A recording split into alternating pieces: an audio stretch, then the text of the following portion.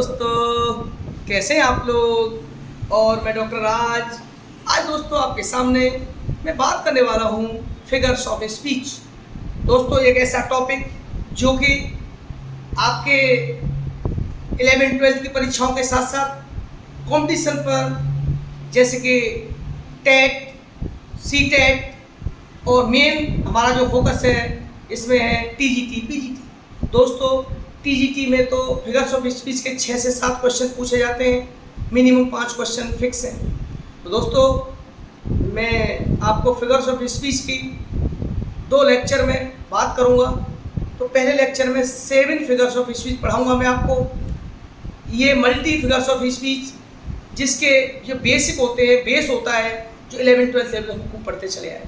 दोस्तों 11वीं 12वीं के बच्चे अभी भी सिलेबस आता हमारे यूपी बोर्ड में, वहाँ भी आप पढ़ सकते हैं। टेट, सुपर टेट में आपको सारा बताया। टीजीटी पीजीटी वाले अभ्यर्थियों के लिए विशेष इंपॉर्टेंट है। मैं आपको शॉर्ट ट्रिक में सारे फिगर्स ऑफ स्पीच पढ़ाऊँगा, आप थोड़ा सा ध्यान दीजिएगा। चलिए आइए बात करते हैं। आइए मेरे साथ, मैं डॉक्टर राज और आज बात करेंगे दोस्तों फिगर्स ऑफ स्पीच के बारे में। तो दोस्तों मैं आपसे गुजारिश करूँगा, जिन्होंने मेरा चैनल सब्सक्राइब कर लिया है बहुत ही खुशी की बात है और उनके लिए बहुत ही मैं आभारी हूँ। और लेकिन जिन्होंने सब्सक्राइब नहीं किया वो सब्सक्राइब कर लीजिए मेरे चैनल को। और दोस्तों कोई चीज़ पूछनी हो तो कमेंट कर दिया करिए, लाइक करिए, अपने दोस्तों को शेयर करिए जिनको उनको भी फ़ायदा मिले। आइए दोस्तों बात करते हैं फिगर्स ऑफ स्पीच। तो आप पहले लेक्चर में हम लोग बात करेंगे 7 फिगर्स ऑफ स्पीच की, जो मैं एक शॉर्ट ट्रिक आपको बताता हूँ। दोस्तों एक मेरा फॉर्मूला है,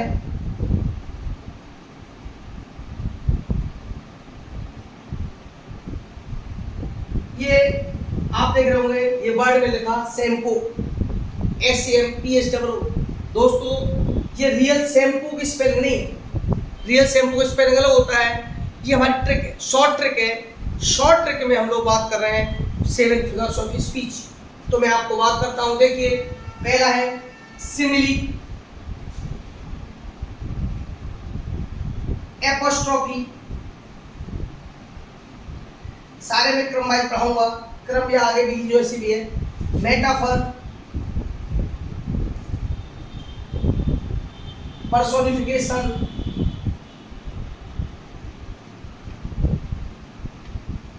हाइपरबोल, ऑक्सीमोरोन और लास्ट है दोस्तों ओनोमोटोपोइया।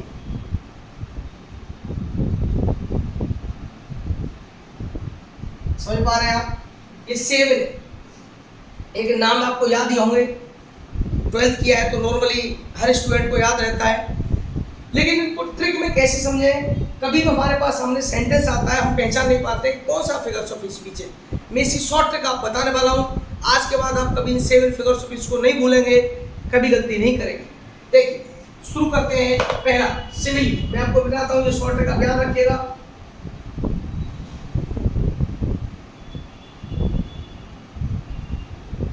देखिए हम बात करते हैं सिमिली।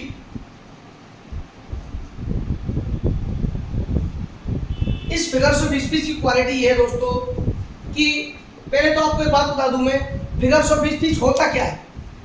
फिगर्स ऑफ स्पीच दोस्तों अगर संक्षेप में बात करें तो अपनी कही हुई बात को, अपने विचारों को प्रभावशाली, स्पष्ट और एक सुसज्जित तरीके से कहने का एक तरीका होता है जिसमें कि सामने वाले को इंटरेस्ट आता है, पढ़ने में आनंद आता है, उसे अलंकरण कहते हैं दोस्तों। तो यही अलंकरण में हम सिमिली बात करते हैं। सिमिली शब्द की बात करें तो सिमिली एक ऐसा वर्ड है दोस्तों जिसे हम उपमा कहते हैं, उपमा। देखिए सिमिली की एक पहचान मैं आपको शॉर्ट में बता दे रहा हूँ। इसमें लाइक, सो, एज इन शब्दों का प्रयोग, या एज मोस्टली लाइक का प्रयोग ज्यादा होता है। तो सिमिली शब्द को सबसे बड़ी पहचान कि इसमें तुलना होती है दोस्तों, लाइक की तरह। जैसे मैं आपको एग्जांपल लिखता हूं, camel is the ship of camel is like the ship of desert। आप समझ रहे हैं? तो यहाँ बात हो रही है कैमल जो ऊंट है वो रेगिस्तान का जहाज की तरह है। कैमल जो है रेगिस्तान के ऊंट की जहाज की तरह है। तो यहाँ पर हम लोग ऊंट की तुलना क्या कर रहे हैं? रेगिस्तान के जहाज से कर रहे हैं। तो आप वैसे भी देखते होंगे कि ऊंट जो है रेगिस्तान में ज़्यादा सक्सेस रहता है, उसके पैरों की गद्दियों की वजह से जो भी है। तो इसको हम अब ये जो कंडीशन है, मैं आपको यही दो फिगर सर्विस पढ़ाऊंगा। जैसे एक एग्जाम्पल और देखेंगे हम लोग, जैसे कोई भी एग्जाम्पल ले लीजिए, जैसे कि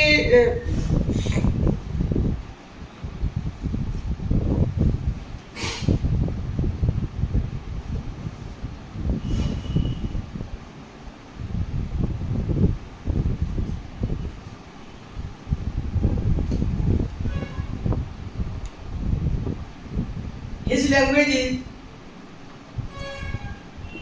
स्वीट लाइक honey। उसकी जो बोली है वो शहद की तरह मीठी है। उसकी जो बोली है वो शहद की तरह मीठी है। देख ना, अब यहाँ लाइक का प्रयोग हो रहा है, समझ पा रहे हैं आप? लाइक शहद की तुलना उसकी बोली से हो रही है, लैंग्वेज से हो रही है। Language is sweet like honey। और जैसे महाराणा प्रताप के बारे में बात करें तो Maharana Pratap was like a lion of एवा। जैसे मैं लिखता हूं एक सेंटेंस और, महाराणा प्रताप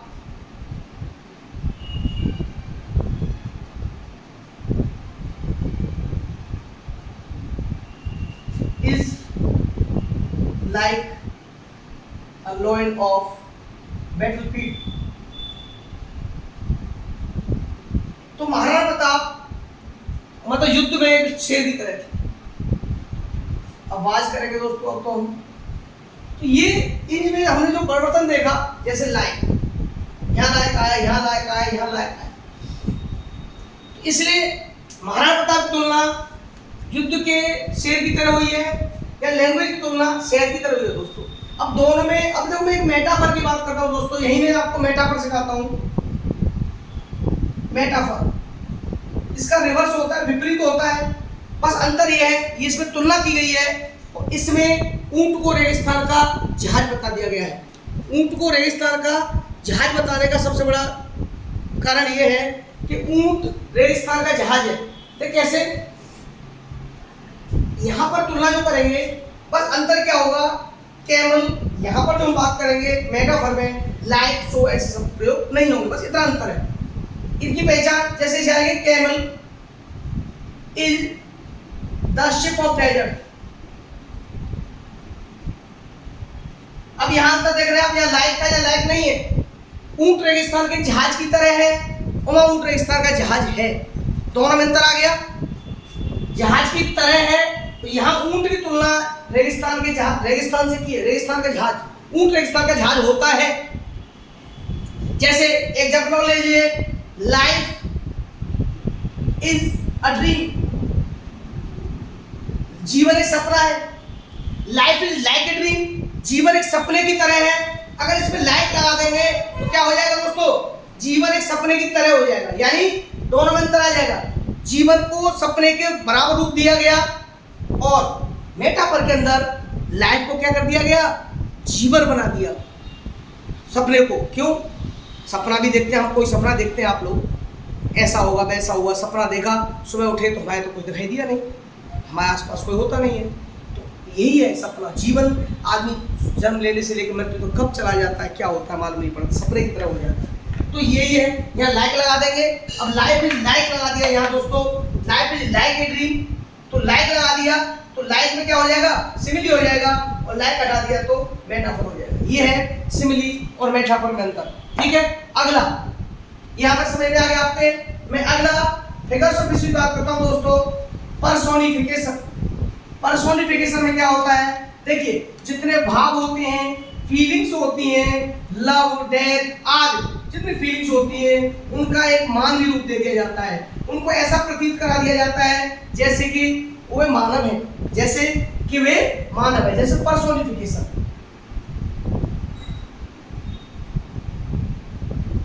ये ट्रिक है, आप सोच याद करते जाइए। फीलिंग्स ट्रिक मतलब देखिए, अब जैसे लव इज ब्लाइंड, ये तो बहुत खुशी की बात है, सब जानते हैं, ये सब जानते हैं, लव इज ब्लाइंड। अब प्यार अंधा होता है, न तो हमने प्यार को देखा, न उसकी आंखें देखी, न उसके हाथ पैर देखे, लेकिन इसमें शो किया गया लव इज ब्लाइंड, प्यार अंधा होता है। मानवीकरण का मतलब है इन फीलिंग्स को मानव का रूप दे दिया जाता है। जैसे एक एग्जांपल और ले लीजिए, जैसे डेथ, लेज,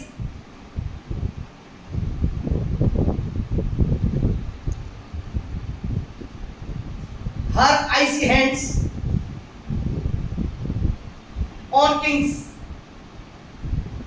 मृत्यु अपने बर्फीले हाथ राजाओं पर भी फेर देती है। तो ये बताइए दोस्तों, क्या मृत्यु के हाथ पैर होते हैं? नहीं होते ना। तो मृत्यु अपने बर्फीले हाथ राजाओं पर भी फेर देती है। तो ये सब क्या है? ये सारा पड़ाव जो है ये है मृत्यु के हाथ पैर दिखाए, ये हमारा कंडीशन है, यहाँ पर्सोनिफाई कर दिया गया है, मानवीकरण का रूप दे दिया गया है, ये पर्सोनिफिकेशन। ठीक है, ऐसे ही आप समझ पा रहे होंगे डेथ, लव, और भी एग्जाम्पल है। जैसे देखिए और भी एग्जाम्पल, जैसे एक और बहुत सिंपल से एग्जाम्पल ले लीजिए।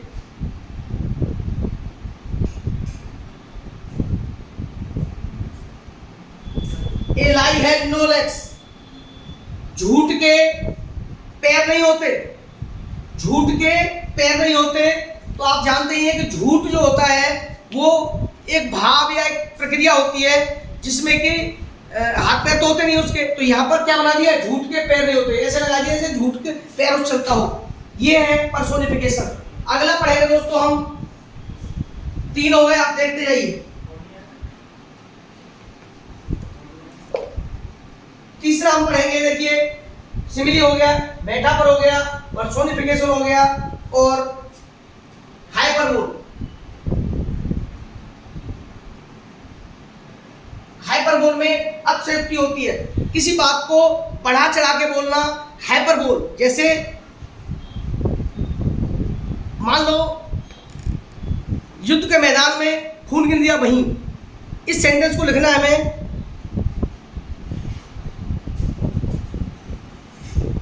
रिवर्स ऑफ ब्लड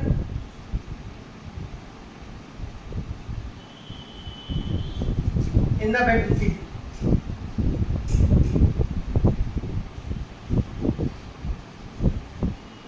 युद्ध के मैदान में खून की नदियां बही। तो इस बात को बढ़ा चढ़ा के बोल देना, बढ़ा चढ़ा के बोल देना मतलब युद्ध के मैदान में खून की नदियां बही, तो मतलब समझ गए आप कि ऐसा तो नहीं है कि युद्ध हुआ और खून की नदियां बह रही हैं। तो एक बात को अतिशयोक्ति रूप में कहना, एक बढ़ा चढ़ा के कहना, जैसे सी wept, ocean of tears, वो रोई जिससे आंसुओं से समुद्र भर गया, ओशन ऑफ टीयर्स। ठीक है, ओशन ऑफ टीयर्स, आंसुओं के समुद्र भर गया। अब इतना कोई आदमी रो सकता है क्या समुद्र भर गया? बाल्टी तो भर नहीं सकती भाई, गिलास भी नहीं भर सकता, तो ये तो समुद्र भर गया। हाइपरबोल, ये बात को अतिशयोक्ति कह दी। गिलास कटोरी में भी जल आ जाए तो बहुत बड़ी बात है। वो तो सुदामा जी थे, कृष्ण जी थे, तो सुदामा जी के पानी पर आता छुओ नहीं, नैनन सो पग धोए, सुना होगा आपने, है ना? अपने दोस्त की सुन ली थी। तो कृष्ण जी रोते हुए दौड़े, है ना, उनके पैरों को धोने के लिए भागे जल लाने के लिए। तो जल तो आया बाद में, तो पानी पर हाथ छुओ नहीं, नैनन सो पग धोए। तो इतने रोए कि नैनों से पग धो दिए। तो ये अतिशयोक्ति नहीं थी, क्या था भाई? हाँ ठीक है, समझ पा रहे हैं मेरी बात? चार हो गए भाई। अगला हाइपरबोल के बाद ऑक्सीमोरोन, समझ में आ गया आपके? ऑक्सीमोरोन के अंदर आप पढ़ेंगे, देखिए ऑक्सीमोरोन क्या होता है। बहुत सिंपल सी बात बता दूं, इसकी ट्रिक ये है, इसके अंदर एक एंटोनिम्स यूज होता है, विपरीतार्थक शब्द। जैसे she is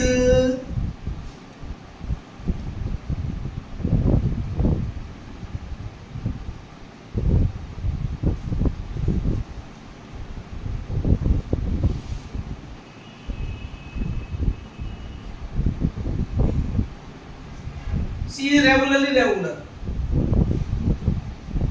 she is regularly irregular, यानी वो नियमित रूप से अनियमित है। दो विपरीत बात, यानी अनियमित है डेली, रेगुलरली इरेगुलर है वो। तो ये दो बातों को हम लोग विपरीत शब्दों को यूज करते हैं इनमें। ये विपरीत शब्दों को यूज करने के लिए हमारे सामने बेस बात आती है। जैसे और भी एग्जाम्पल ले लीजिए भाई, मैं एग्जाम्पल देख के बताता हूँ आपको। जैसे कि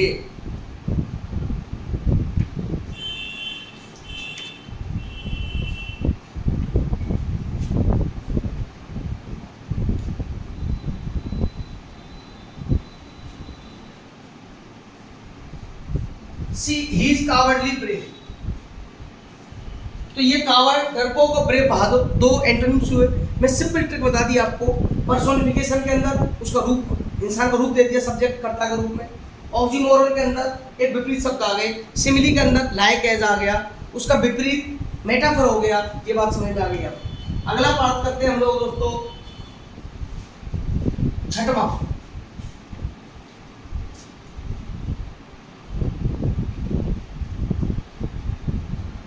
ओनोमेटोपोइया।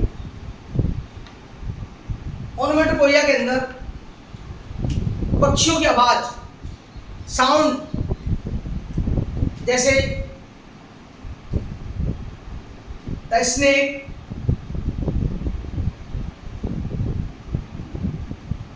हिजेस,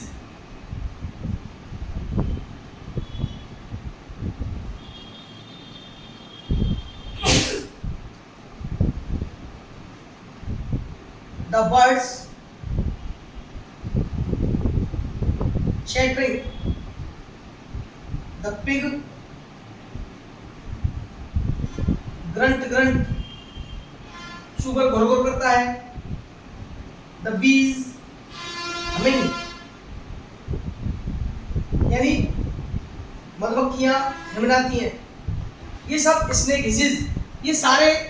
और सुन लीजिए ओनोमेटोपोइया के अंदर सिंपल बात सुन लीजिए, जानवर और पक्षियों की आवाज इसमें लागू होती है। ये हो जाता है ओनोमेटोपोइया। अब लास्ट बचा हमारा दोस्तों, हमने सिमिली कर लिया, मेटाफर कर लिया, पर्सोनिफिकेशन कर लिया, हाइपरबोल कर लिया, और हमने अब बात करनी लास्ट और सिंपल वाला। ये समझ में आ गया। हम बात करेंगे लास्ट एपोस्ट्रोफी। देखो एपोस्ट्रोफी बहुत ही सिंपल है, जैसा कि इसके नाम से विदित है। एपोस्ट्रोफी के अंदर एक्सक्लेमेटरी साइन आएगा, है ना। एक्सक्लेमेटरी साउंड, जैसे O death, where is thy sting. तो आप देख रहे हैं ओ डेथ एक्सक्लेमेटरी साइन हो गया, है ना। आपने 12th में पढ़ा होगा शैली का एक पोएम है, उसमें शब्द दिया है O world, O life, O time. ये क्या है? किसी, जैसे on whose last step I climb, on whose last step I climb. आपने पढ़ा होगा पीवी शैली में। पीवी शैली ने लाइन कही है, जब पीवी शैली का अंतिम समय चल रहा है, पीवी शैली बहुत बीमार है, जब दुखी है तो कहता है O world, O life, O time, संसार, जीवन और समय। वो बताता है और whose last step I climb, ये बताता है कि मैं जिस चरम सीमाएं ऊंचाई पर चढ़ चुका हूँ, अब वो समय आने वाला नहीं है। यानी इसमें ये बताया गया है युवावस्था जो गुजर गई वो वापस नहीं आ सकती। तो टाइम वेट्स फॉर नन, यहाँ ये बताया गया। तो एपोस्ट्रोफी के अंदर मैं आपको एक बार फिर रिवाइज कराता हूँ, आप ध्यान से मेरे से फोकस करिए। मैंने आपको बताया सिमिली के अंदर लाइक एज आता है, उसका विपरीत मेटाफर, उसमें लाइक एज नहीं आता, उसमें तुलना की जगह उसको डायरेक्ट उसका नामकरण कर दिया जाता है। पर्सोनिफिकेशन के अंदर किसी भाव को हम लोग इंसान का रूप दे देते हैं, लाइफ टाइम उसके जीवन, हाथ पैर नाक कान का रूप दे देते हैं। तीसरा दोस्तों ओनोमेटोपोइया के अंदर जानवर और पक्षियों की आवाज़ का वर्णन होता है। हाइपरबोल के अंदर विरोधी दो बातें होती हैं, एंटोनिम्स होता है, ठीक है। सॉरी, हाइपरबोल के अंदर दोस्तों हम इस टाइप की बातें करते हैं कि ओवर बातों को ओवर बढ़ा चढ़ा कहना, ठीक है। और ऑक्सीमोरोन के अंदर दो विरोधी बातें होती हैं, एंटोनिम्स ट्रिक बता दिया मैंने आपको। और ये आपका एपोस्ट्रोफ के अंदर एक्सट्रीमिटी साइन आता है। इस प्रकार ये सातों हमारे फिगर्स ऑफ स्पीच पूरे हुए दोस्तों। ये टीजीटी पीटी परीक्षा में 2 से 3 तो इसमें से जरूर पूछे इन सातों में से। बाकी अगले लेक्चर में आपको बचे हुए सारे फिगर्स ऑफ स्पीच पढ़ाऊंगा। थैंक यू दोस्तों।